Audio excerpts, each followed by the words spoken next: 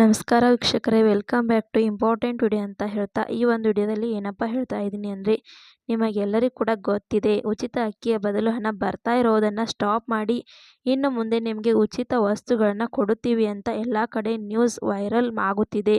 ಇದು ಸರ್ಕಾರದವರೇ ಅಫಿಷಿಯಲ್ ಆಗಿ ಪರ್ಮಿಷನ್ನ ಕೊಟ್ಟಿದ್ದಾರೆ. ಇನ್ನು ಮುಂದೆ ನಿಮಗೆ ಉಚಿತ ಅಕ್ಕಿಯ ಬದಲು ಹಣ ಬರುತ್ತಿತ್ತಲ್ಲ, ಅದು ಸ್ಟಾಪ್ ಆಗುತ್ತೆ. ಇನ್ನು ಮುಂದೆ ನೀವು ಉಚಿತವಾಗಿ ದಿನಸಿ ಕಿಟ್ಟನ್ನು ಪಡೆದುಕೊಳ್ಳುತ್ತೀರಾ.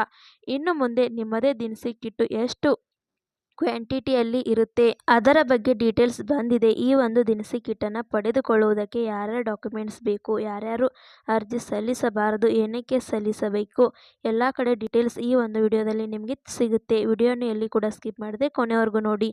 ಹಾಗೆ ನಮ್ಮ ಚಾನಲ್ನ ಇನ್ನೂ ಯಾರು ಸಬ್ಸ್ಕ್ರೈಬ್ ಮಾಡಿಕೊಂಡಿಲ್ಲ, ಸಬ್ಸ್ಕ್ರೈಬ್ ಮಾಡಿಕೊಂಡು ವಿಡಿಯೋಗೆ ಲೈಕ್ ಕೊಟ್ಬಿಟ್ಟೇನೆ ವಿಡಿಯೋ ನೋಡೋಕ್ಕೆ ಸ್ಟಾರ್ಟ್ ಮಾಡಿ. ಹೌದು ವೀಕ್ಷಕರೇ, ಇಲ್ಲಿ ಸರ್ಕಾರದವರು ಅಫಿಷಿಯಲ್ ಆಗಿ ಅನೌನ್ಸ್ಮೆಂಟನ್ನು ಮಾಡಿದ್ರು. ನಿಮಗೆ ಅನ್ನಭಾಗ್ಯ ಯೋಜನೆ 10 kg ಅಕ್ಕಿ ಕೊಡುತ್ತಿದ್ರು ನಮ್ಮ ಸರ್ಕಾರದವರೇ ಅಂತ. ಆದರೆ ಆವಾಗ ನಿಮಗೆ ಸರ್ಕಾರದವರು ಅಧಿಕಾರಕ್ಕೆ ಬಂದಾಗ 5 kg ಅಕ್ಕಿನ ಕೊಡುವುದಕ್ಕೆ ಸ್ಟಾರ್ಟ್ ಮಾಡಿದ್ರು. ಇನ್ನು 5 kg ಬದಲು ದುಡ್ಡನ್ನು ಕೊಡುವುದಕ್ಕೆ ಸ್ಟಾರ್ಟ್ ಮಾಡಿದ್ರು. ಏನಕ್ಕೆ ದುಡ್ಡನ್ನು ಕೊಡುತ್ತಿದ್ರು ಅಂದರೆ, ಇಲ್ಲಿ ಕೇಂದ್ರ ಸರ್ಕಾರದಿಂದ ಅಕ್ಕಿ ಇದ್ರೂ ಕೂಡ ಸ್ಟಾಕ್ ಅಕ್ಕಿ ಕೊಡ್ತಾ ಇರಲಿಲ್ಲ ರಾಜ್ಯ ಸರ್ಕಾರದವರು. ಇವಾಗ ಕೇಂದ್ರ ಸರ್ಕಾರದವರು ಅಕ್ಕಿ ಕೊಡುತ್ತೀವಿ ಅಂತ ಹೇಳುತ್ತಿದ್ದಾರೆ. 1 ವರ್ಷ ಪೂರ್ತಿ ಎಷ್ಟು ಬೇಕೋ ಅಷ್ಟು ಕ್ವಾಂಟಿಟಿ ಅಕ್ಕಿ ಮಾತ್ರ ಸ್ಟಾಕ್ ಇದೆ, ತಗೊಳ್ಳಿ ಅಂತ ಹೇಳಿದ್ದಾರೆ. ಆದರೆ ಇವಾಗ ರಾಜ್ಯ ಸರ್ಕಾರದವರು ಆ ಒಂದು ಅಕ್ಕಿನ ತಗೊಳ್ತಾ ಇಲ್ಲ. ಯಾಕೆಂದ್ರೆ ಅವಾಗ ಕೊಟ್ಟಿಲ್ಲ, ನಾವು ಕೇಳಿದಾಗ ಅವರು ಕೊಟ್ಟಾಗ ನಾವೇಕೆ ತೆಗೆದುಕೊಳ್ಬೇಕು ಅಂತ ಈ ರೀತಿ ಮಾಡುತ್ತಿದ್ದಾರೆ. ಇವಾಗ ಅದಕ್ಕೋಸ್ಕರ ರಾಜ್ಯ ಸರ್ಕಾರದವರು ಏನು ತೀರ್ಮಾನ ಮಾಡಿದ್ದಾರೆ ಅಂದರೆ, ಇಲ್ಲಿ ಪ್ರತಿಯೊಬ್ಬರಿಗೂ ಕೂಡ ಯಾರು ಉಚಿತ ಅಕ್ಕಿನ ಪಡೆದುಕೊಳ್ತಾ ಇರ್ತಾರೆ ಅವರಿಗೆ ಎಲ್ಲರಿಗೂ ಕೂಡ ಹಣ ಬರುವುದನ್ನು ಸ್ಟಾಪ್ ಮಾಡಿ ನೆಕ್ಸ್ಟ್ ಅವರಿಗೆ ಉಚಿತ ಅಕ್ಕಿ ಜೊತೆ ಡೈರೆಕ್ಟ್ ಆಗಿ ಉಚಿತ ದಿನಸಿ ಕಿಟ್ಟನ್ನ ಕೊಡುವುದನ್ನ ಅಂತ ಒಂದು ತೀರ್ಮಾನವನ್ನು ಮಾಡಿದಾಗ, ಏನಕ್ಕೆ ಈ ರೀತಿ ತೀರ್ಮಾನ ಮಾಡಿರುವುದು ಅಂದರೆ, ಇಲ್ಲಿ ಸಾಕಷ್ಟು ಜನ ಹತ್ತಿರ ಒಂದು ಸರ್ವೆನ ಕಲೆಕ್ಟ್ ಮಾಡಿದ್ದಾರೆ.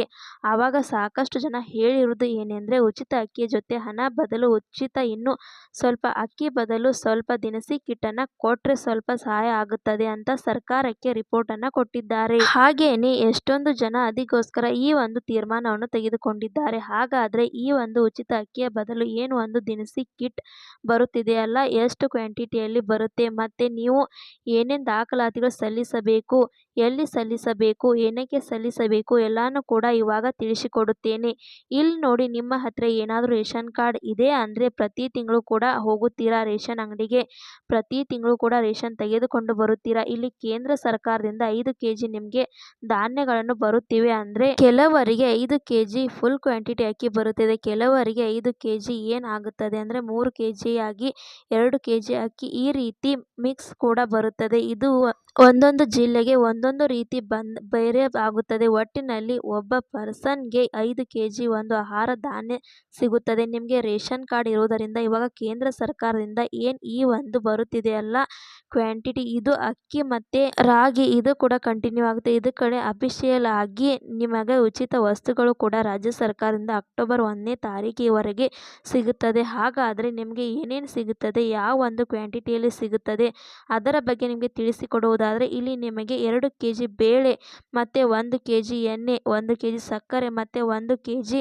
ಉಪ್ಪು ಈ ರೀತಿಯಾಗಿ ಕೊಡುತ್ತಾರೆ. ನಿಮ್ಮ ರೇಷನ್ ಕಾರ್ಡಲ್ಲಿ 4 ಜನ ಇದ್ದರೆ ಮತ್ತು ನಿಮ್ಮ ರೇಷನ್ ಕಾರ್ಡಲ್ಲಿ 5 ಜನ ಇದ್ದರೆ, 6 ಜನ ಮತ್ತು 7 ಜನ ಈ ರೀತಿ ಇದ್ದರೆ ಬೇರೆ ಆಗುತ್ತದೆ. ಇದರ ಬಗ್ಗೆ ಇನ್ನೂ ನೋಟಿಫಿಕೇಶನ್ ಬಂದಿಲ್ಲ, ಅದಕ್ಕೆ ನೀವು ವೇಟ್ ಮಾಡಬೇಕಾಗುತ್ತದೆ. ಒಟ್ಟಿನಲ್ಲಿ ನಿಮ್ಮ ರೇಷನ್ ಕಾರ್ಡಲ್ಲಿ 4 ಸದಸ್ಯರು ಸೇರಿ ಎಷ್ಟು ಕ್ವಾಂಟಿಟಿ ಬರುತ್ತಿದೆ, ಒಬ್ಬರಿಗೇನೆ 2 kg ಬೇಳೆ, 1 ಲೀಟರ್ ಎಣ್ಣೆ ಆ ರೀತಿ ಕೊಡಲಿ ಎಂದು ಪ್ಯಾಕೇಜ್ ಅಲ್ಲಿ ಕೊಡುತ್ತಾರೆ. ಮತ್ತೆ ಇವಾಗ ನೀವು ಏನೇನು ಡಾಕ್ಯುಮೆಂಟ್ಸ್ ಸಬ್ಮಿಟ್ ಮಾಡಬೇಕಾಗುತ್ತದೆ ಅಂದರೆ, ಇಲ್ಲಿ ನಿಮ್ಮದು ಆಧಾರ್ ಕಾರ್ಡ್ ಮತ್ತೆ ರೇಷನ್ ಕಾರ್ಡ್ ಮತ್ತೆ ನಿಮ್ಮ ಇನ್ಕಮ್ ಸರ್ಟಿಫಿಕೇಟ್ ಮತ್ತೆ ನಿಮ್ಮ ಮನೆಯದು ಕಂದಾಯ ಪತ್ರದ ಸಬ್ಮಿಟ್ ಮಾಡಬೇಕಾಗುತ್ತದೆ.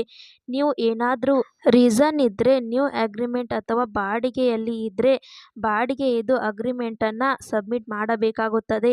ಇದನ್ನು ಎಲ್ಲಿ ಸಬ್ಮಿಟ್ ಮಾಡಬೇಕು, ಯಾವಾಗ ಸಬ್ಮಿಟ್ ಮಾಡಬೇಕು ಇದರ ಬಗ್ಗೆ ನಿಮಗೆ ತಿಳಿಸಿಕೊಡುವುದಾದರೆ, ಇಲ್ಲಿ ಕೇವಲ ಜಿಲ್ಲೆಗಳಿಗೆ ಈ ಒಂದು ಡಾಕ್ಯುಮೆಂಟ್ಸನ್ನು ಕಲೆಕ್ಟ್ ಮಾಡುವುದಕ್ಕೆ ಹೇಳಿದ್ದಾರೆ. ರೇಷನ್ ಡಿಪೋಗಳಿಗೆ ಆವಾಗ ನಿಮ್ಮ ರೇಷನ್ ಡಿಪೋದವರು ಈ ಒಂದು ಡಾಕ್ಯುಮೆಂಟ್ಸ್ಗಳನ್ನು ಕೇಳಿದಾಗ ಆ ಒಂದು ಟೈಮಲ್ಲಿ ಸಬ್ಮಿಟ್ ಮಾಡಬೇಕಾಗುತ್ತದೆ. ಜೆರಾಕ್ಸ್ ಮಾಡಿಸಿ ಆವಾಗ ನಿಮ್ಮ ರೇಷನ್ ಕಾರ್ಡ್ ವೆರಿಫೈ ಮಾಡುತ್ತಾರೆ. ಏನಾದರೂ ಫೇಕ್ ಆಗಿ ಮಾಡಿಸಿದ್ದೀರಾ ಇಲ್ವಾ ಅಂತ ಆವಾಗ ಮಾತ್ರ ನೀವು ಸಬ್ಮಿಟ್ ಮಾಡಿ ಕೇಳಲಿಲ್ಲ ಅಂದರೆ ಯಾರೂ ಕೂಡ ಸಬ್ಮಿಟ್ ಮಾಡುವುದಕ್ಕೆ ಹೋಗಬೇಡಿ. ಈ ಒಂದು ವಿಡಿಯೋ ಇಂಪಾರ್ಟೆಂಟ್ ಆಗಿರುವುದರಿಂದ ರೇಷನ್ ಕಾರ್ಡ್ ಯಾರ್ಯಾರ ಹತ್ತಿರ ಇದೆ ಎಲ್ಲರಿಗೂ ಕೂಡ ಶೇರ್ ಮಾಡಿ. ಹಾಗೆ ಈ ಒಂದು ವಿಡಿಯೋ ನಿಮಗೆ ಇಷ್ಟ ಆಗಿದೆ ಅಂತ ತಿಳ್ಕೊತೇನೆ. ಇಷ್ಟ ಆದರೆ ಲೈಕ್ ಮಾಡಿ, ಶೇರ್ ಮಾಡಿ, ಸಬ್ಸ್ಕ್ರೈಬ್ ಮಾಡಿ ಅಂತ ಹೇಳ್ತಾ ಮತ್ತೆ ಮುಂದಿನ ಮಾಹಿತಿಯೊಂದಿಗೆ ಸಿಗೋಣ. ಅಲ್ಲಿ ತನಕ ಬಾಯ್ ಬಾಯ್, ಟೇಕ್ ಕೇರ್ ಫ್ರೆಂಡ್ಸ್.